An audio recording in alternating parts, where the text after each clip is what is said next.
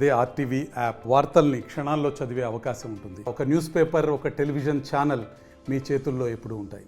ఎమ్మిగనూరులో వైద్యం ఏ పరిస్థితిలోకి వచ్చిందంటే, మరి జనరల్ హాస్పిటల్ పోతే కూడా అక్కడ ఉన్నటువంటి సూపరింటెండెంట్ మైత్రే మేడం గారు, ఇక్కడ నా ప్రైవేట్ క్లినిక్ వస్తేనే నేను గవర్నమెంట్ హాస్పిటల్లో మీకు ట్రీట్మెంట్ చేస్తాను, డెలివరీ చేస్తాను అనే పరిస్థితి ఈరోజు మన ఎమ్మిగనూరులో దాపరించింది.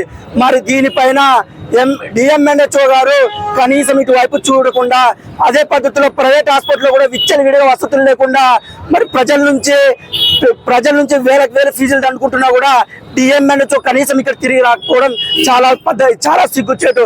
మరి అదే పద్ధతుల్లో ఇవాళ డాక్టర్ మైత్రేయ్ గారు మరి జనరల్ హాస్పిటల్లోనే ఒక ప్రెగ్నెంట్కి నొప్పులు వస్తే కూడా వాటికి ట్రీట్మెంట్ చేసి ఇంటికి పంపించిందే కానీ అప్పుడు డెలివరీ చేయాలనే పద్ధతి ఆమెకు తెలియకపోయిందా?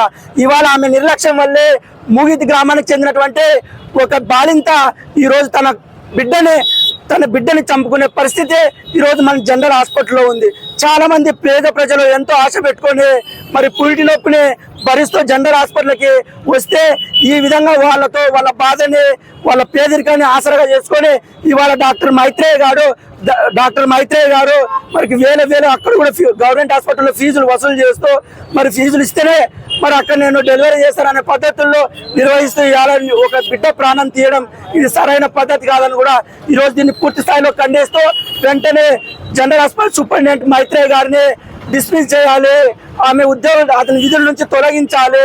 మరి అక్కడ జనరల్ హాస్పిటల్లో ఏ విధంగా ట్రీట్మెంట్ అందుతున్నా కూడా డిఎంఎన్హెచ్ఓ ప్రత్యేకంగా పర్యవేక్షణ చేయాలని చెప్పేసి కూడా మేము ఈ రకంగా డిమాండ్ చేస్తూ. నమస్కారం అండి, నా పేరు ఖాదర్ బాషా, ముగితి గ్రామం, నందవరం మండలం, కర్నూలు జిల్లా.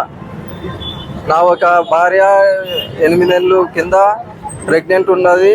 ప్రెగ్నెంట్లో ఉన్న ఆశా వర్కర్లు వచ్చి మేడంతో ద్వారా మైత్రి అనే మేడము డాక్టర్ జనరల్లో చేస్తూ మళ్ళీ ప్రైవేటు ఇక్కడ క్లీనింగ్ చేస్తుంది. క్లీనింగ్లో ఆమె ఏం చెప్పింది, పిల్లోడు బేబీ బాగా ఉన్నాడు, 4 kgs 3.5 kgs ఉన్నాడు, 9 monthsలోనే.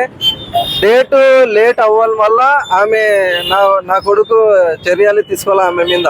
నా కొడుకు ఆమె ప్రాణాలు తీసింది, ఆమె చెప్పినాం మేము 16 తారీఖు చెప్పినాం, 15 తారీఖు చెప్పినాం సిజరింగ్ చేయండి మేడం, సిజరింగ్ చేయండి అంటే నువ్వా నేనా డాక్టర్ అని అనింది మేడము. గత 15 రోజుల కింద చేయాలా, ఆమె నెగ్లెక్ట్ వల్లే నా కొడుకు డెడ్ అయినాడు. ఆమె నిరాశంగా నెగిటివ్ తీసుకునింది. ఆమె వల్ల నా పిల్లోడు కాదు, ఇంతకుముందు గత 3 సంవత్సరాలు 2 సంవత్సరాల కింద, ఒక 5 years కింద, 2 years కింద, 1 year కింద కూడా నా మాదిరిగా జరిగినారు. వాళ్ళు ఎవరికి బయట పెట్టలేదు. ఈరోజు నా బాధ్యత, నా ప్రాణం పోయింది. ఈ రోజు అయితే ఆ మేడం మీద నేను చాలా పెద్ద యాక్షన్ తీసుకుంటున్నా. ఆమె చేయండి మేడం అంటే నువ్వు నేనా డాక్టర్ అనింది. ఆ విధంగా మేము కూడా అంతో ఇంత సంపాదించుకున్నా, మీరు ఇట్లా చేస్తే అట నేను కూడా ఒక డాక్టర్నే, మీరు మీలాగా నేను కూడా సంపాదించుకున్నా కదా అని ప్రాణాలు ఒక బిజినెస్ ప్రకారంగా చేస్తుంది. ఆమె ఒక ప్రాణం ప్రకారంగా చేయడం లేదు. ఒక గవర్నమెంట్ హాస్పిటల్లో అమౌంట్ తీసుకుంటుంది. ప్రతి ఒక్క సిజరింగ్కి 1500, 1300, 1000 రూపాయలు వసూలు చేస్తుంది. మరొక ఆడైతే రెస్పాన్స్ అయితే లేదు, సిజరింగ్ వాళ్ళకి పట్టించుకోవడం లేదు. మెయిన్ ఇంకోటి ఏమంటే ఆశా వర్కర్లతో బిజినెస్ చేసుకుంటుంటే ఆమె ఆశా వర్కర్లు అయితే చెప్తున్నారు, మేడం డేట్ అయితే వెళ్ళిపోయింది, మీరు నెగ్లెక్ట్ చేసినారంటే వెళ్ళి మీరే చేయకండి అని చెప్పింది. ఆమె కూడా ఆ విధంగా చెప్పింది. ఒక డాక్టర్ అయ్యింది ఒక పసి పిల్లల ప్రాణాలు తీసే విధంగా ఎందుకు ఈ గవర్నమెంట్ ఆమె మీద ప్రైవేట్ క్లీనింగ్ పెట్టింది. ఇక్కడ ప్రైవేట్ క్లీనింగ్ పెట్టింది. ఆమె విధంగా ప్రతి ఒక్క పేషెంట్ దగ్గర 3000, 4000 చేస్తుంది. డైలీ 50,000 లేనిది పోవడం లేదు. ఆమె మీద చర్యలు తీసుకున్నాలా. ఒక గవర్నమెంట్ వైద్య చేసే మేడము ఇక్కడ ప్రైవేట్ చేస్తూ 50,000, 60,000 డైలీ ఇన్కమ్ తీసుకొని పోతుంది. అదే నా కొడుకు పోయిన బాధ కాదు, ఇంకా ముందు ఉంది. పిల్లలు ఎవరు ప్రాణాలు పోకూడదు. ఇది పిల్లలు అనేది కొన్ని లక్షలు కోట్లు పెట్టుకుంటారు, డబ్బులతో కాదు. అది ఒక దేవుడు ఇచ్చే వరంతో, ఇది వరమే మనకి. పిల్లలు లేని ఎవరి జీవితాలు మనకి సర్పంగా లేవు. ఈమె మీద చర్యలు తీసుకోవాలా, సస్పెండ్ చేయాలా, మాకు కుటుంబ సభ్యులకు న్యాయం చేయాలి కదా. ఇది నా విజ్ఞత. 22/6/24 అఖ్తర్ బేగం అనే పేషెంట్కి మేము సిజేరియన్ ఆపరేషన్ చేశాము. ఆ రోజు ఇంకొక పేషెంట్కి కూడా చేశాము. కానీ చేసిన తర్వాత ఇద్దరుకి కూడా మెకోనియం స్టెంట్ లైకర్ ఉండింది. వాళ్లకు కాన్పుడేటు అఖ్తర్ బేగం అనే ఆమెకు 26/6/24 ఉంటే కూడా మేము 4 రోజుల ముందు వాళ్ళు 21వ తారీఖున వచ్చి అడ్మిట్ అయ్యారు. 22 ఆపరేషన్ చేసేసాము. చేసిన తర్వాత మెకోనియం స్టెంట్ లైకర్ ఉండింది. తర్వాత మెకోనియం స్టెంట్ లైకర్ ఉంది అని చెప్పి పీడియాట్రిషియన్ చూపించి అడ్మిషన్ చేయించాము. ఆ తర్వాత మధ్యాహ్నం నుంచి పీడియాట్రిషియన్ వాళ్ళు బేబీ కొంచెం డిస్ట్రెస్ ఉంది, కర్నూలుకి రెఫర్ చేస్తాము బేబీని అని నాకు కూడా ఇన్ఫామ్ చేశారు యాజ్ ఎ సూపరింటెండెంట్గా. నేను కూడా ఓకే అని అన్నాను. తర్వాత బేబీని కర్నూలు ప్రభుత్వ ఆసుపత్రికి రెఫర్ చేశారు. కానీ ఆ పేషెంట్ అటెండర్ వాళ్ళు కర్నూలుకి వెళ్ళలేదు, ఆదోని ప్రైవేట్ ఆసుపత్రికి వెళ్ళారు. అక్కడ 2 రోజుల తర్వాత బేబీ మరణించింది. అక్కడ కూడా వాళ్ళకు కర్నూలుకే వెళ్ళమని సూచించారంట, అయినా కూడా వాళ్ళు పట్టించుకోకుండా అక్కడే ఉండిపోయారు. ఉండి తర్వాత డెత్ అయింది హాస్పిటల్ బేబీ. ఇందులో మేము ఎంత మాత్రము డాక్టర్స్ నిర్లక్ష్యం కానీ మేము పార్షియాలిటీ చూపడం కానీ అట్లాంటివి ఏమీ లేవండి. మేము మామూలుగానే చేశాము. ఆ బేబీనే ఎందుకో బతకలేదు అంతే. దానికి సరైన కారణం కూడా తెలియదు ఎందుకు ఇదైంది అనేది.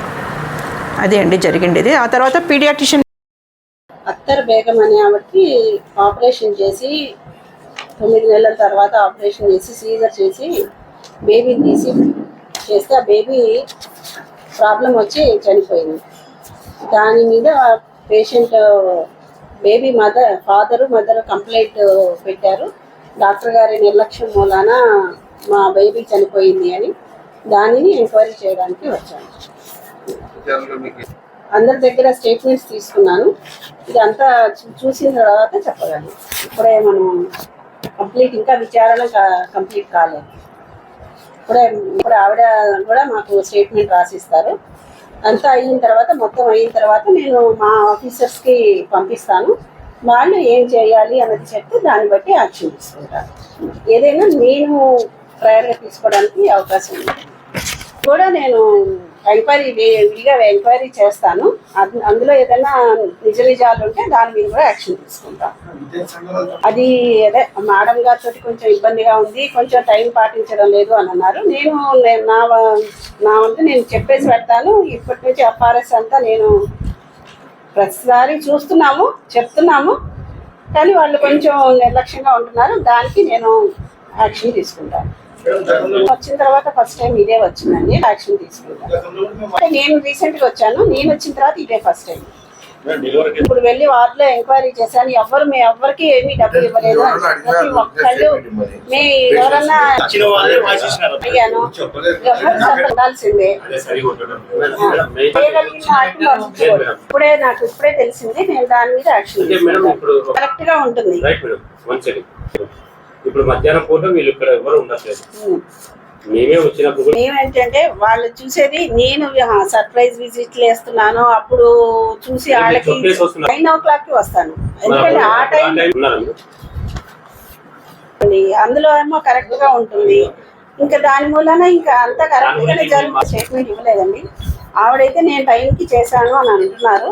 నేను ఫర్దర్ మొత్తం అన్ని అబ్జర్వేషన్ చూసిన తర్వాత నేను రిపోర్ట్ పైకి పంపిస్తాను. వాళ్ళు దానికి నాకు సంబంధం లేదని రాసి ఇచ్చారు. దానికి ఉండదండి అని. వాళ్ళేమో ఆదోని వెళ్ళారంట. ఆదోనిలో బేబీ 2 days స్ట్రగుల్ అయ్యి 2 days కి డెత్ అయింది. అంటూ ఉండదు అంటేనే అది అర్థమైందా. మరిన్ని వీడియోస్ కోసం ఛానల్ ని సబ్స్క్రైబ్ చేయండి. లేటెస్ట్ అప్డేట్స్ కోసం వాట్సాప్ ఛానల్ ని ఫాలో చేయండి. అండ్ లింక్ డిస్క్రిప్షన్ లో ఉంది.